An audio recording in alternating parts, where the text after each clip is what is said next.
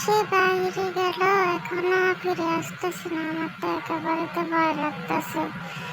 এমনিতেই নতুন বউ আমি।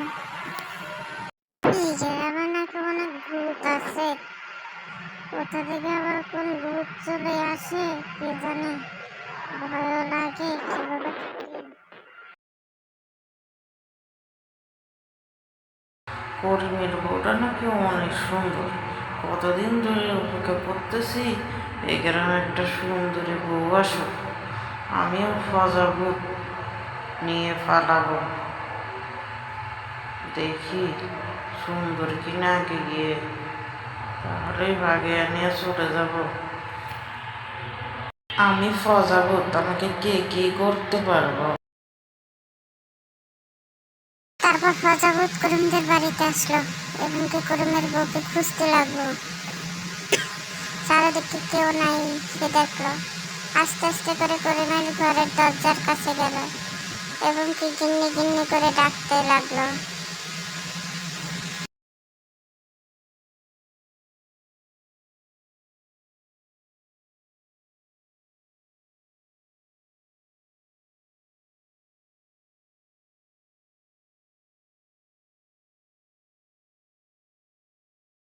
প্রজাপত গিন্নি গিন্নি করে ডাকতে লাগলো এবং করিমের বউ বাইরে আসলো। করিমের বউ বলল, তুমি এত তাড়াতাড়ি চলে আসছো, কারণ কি? কোথায় ঘুরতে যাবা? তারপরে কথা বলে তারা ঘুরতে চললো। প্রজাপত বলল, দিঘির পাড় ঘুরতে যাব, ওখানে অনেক গাছ আছে, মাছ আছে। এই বলে দুজনে হাঁটা শুরু করলো।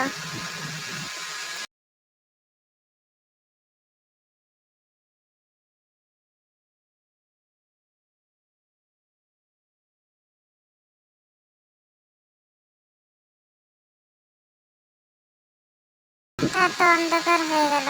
করিমের বউ বলল, অন্ধকার হয়ে গেল, এখনো যাওয়া হলো না, কত রাতে আবার ফিরবো কি জানি, তাড়াতাড়ি চলো।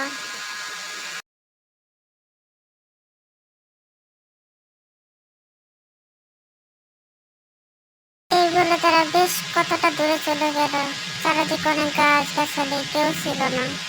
এই সুযোগে প্রজাপত তার রূপ পাল্টে নিল, রূপ পাল্টে প্রজাতে পরিণত হলো।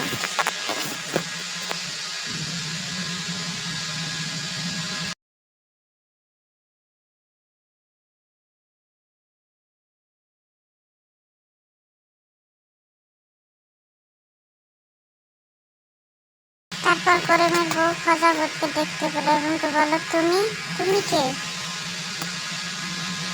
প্রজাপত বলল, আমি প্রজাপত, তুমি আমাকে চিনতে পারবে না, আমি তোমাকে পছন্দ করেছি, তুমি আমাকে বিয়ে করবে? করিমের বউ বলল, আমি তোমাকে কেন বিয়ে করবো? এই বলে সে জ্ঞান হারালো।